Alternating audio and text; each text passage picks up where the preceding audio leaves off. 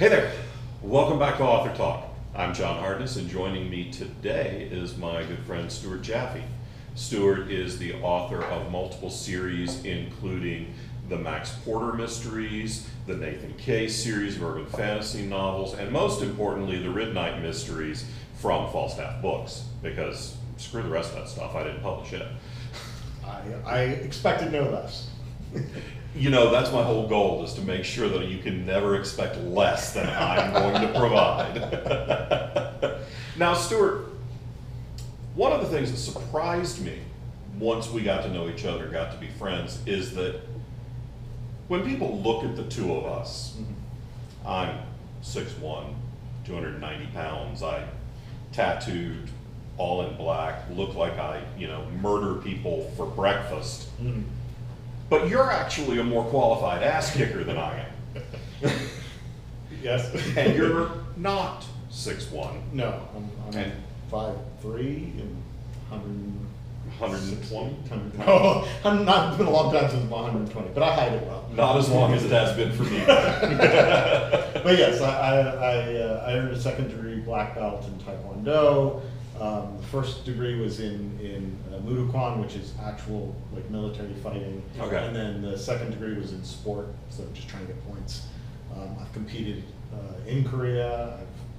I did a lot of stuff to that, literally until a knee injury stopped the whole thing. So I'd say I took an arrow to the knee, and that's it. So that ended that whole practice. But I still remember how to do things. And because you have punched people in the face and been punched in the face and kicked in the wherevers, we don't need to go into all that, but that gives you a level of familiarity with writing fight scenes and writing reactions to punches and pain. So I wanted to get you to talk about three things that writers screw up the most when they're writing fight scenes. Well, number one is easy because we just kind of segued right into it, which is reality. Is no matter what you're writing, you want to understand the reality of fighting. Doesn't mean you have to go earn a black belt or anything, but if all you know of fighting is movies, you have it completely wrong. Yeah. Real fighting is not choreographed.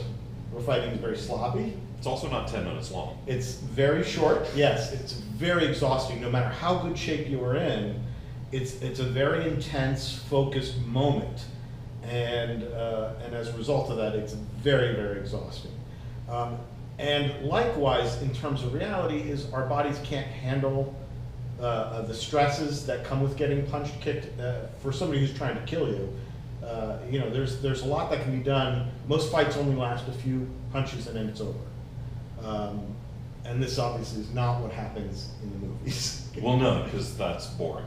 Right. And you're paying that stunt guy a SAG lot of daily money. rate, so get your money's worth. So it's good to understand the reality of these physics and what the body goes through, so that you can write better action scenes. Because writing an action scene is different, which kind of segues into point two. Point two. Writing is not movies. Movies are not books. They're different things. Jackie Chan can go for a whole few minutes of a massive action sequence, and it will be astounding. If you write that, it will be boring. It will be boring.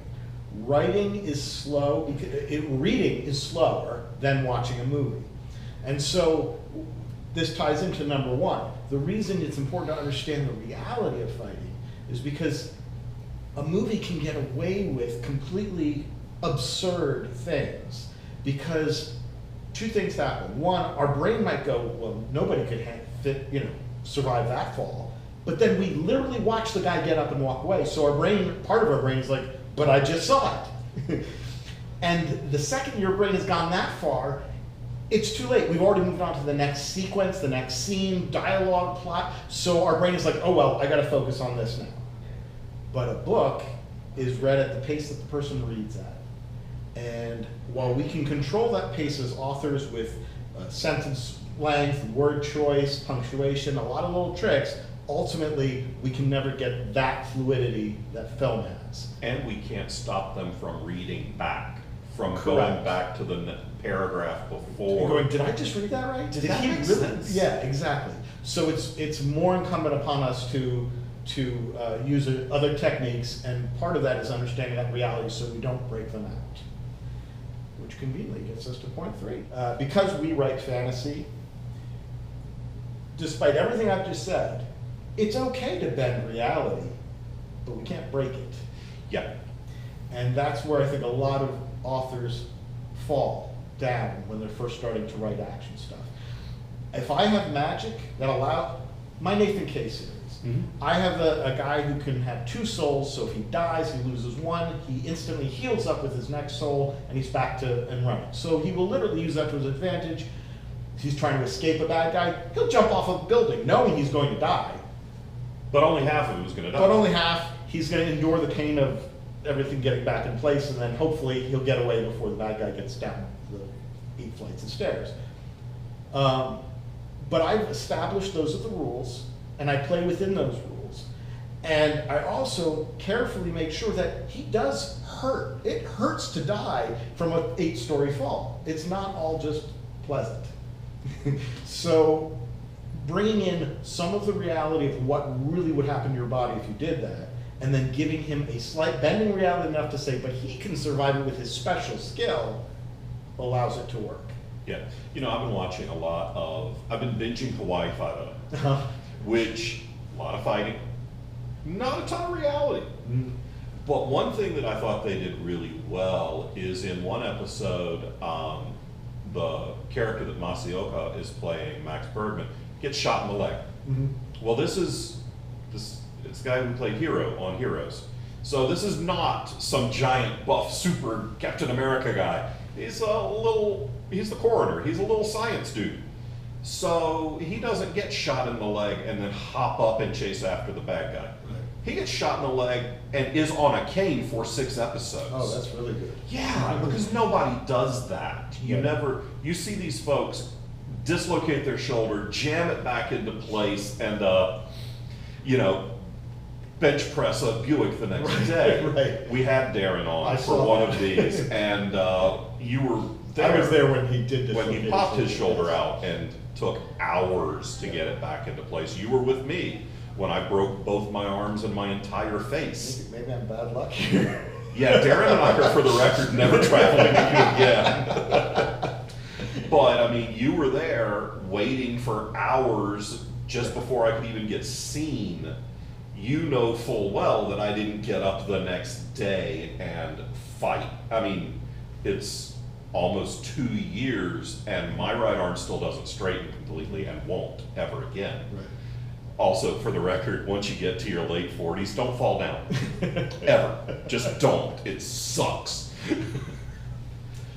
But yeah, they don't show that reality. Right. And what you do and what I try to do and what writers who are paying attention to the craft and that are a little bit further along in their careers are doing is, you said it yourself, you establish the rules and then you live within those rules. We're writing fantasy. We don't have to necessarily ascribe to the rules of the known universe, but we can't break the rules that we create and still have a good story.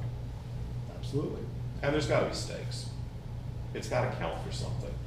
Not just because I write vampires. There have to be stakes there too, but anyway. Now I see the little monkey going. Yeah. And now I want filet for dinner.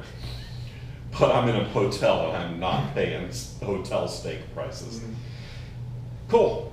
Well, that's 3 things. That's 3. That writers screw up We when could do they're 20 more, but that's 3. We could. And you did a fantastic presentation on writing fight scenes this year at the Saga conference. Yeah. It was one of our best reviewed workshops. So hopefully next year at Saga 2024, which you can find information about at sagaconference.com, you'll join us again and teach more cool stuff for people. I'm very happy to do that. Awesome. Take care. Thank you, my friend. And for y'all, we'll see you next time on Author Talk. Bye.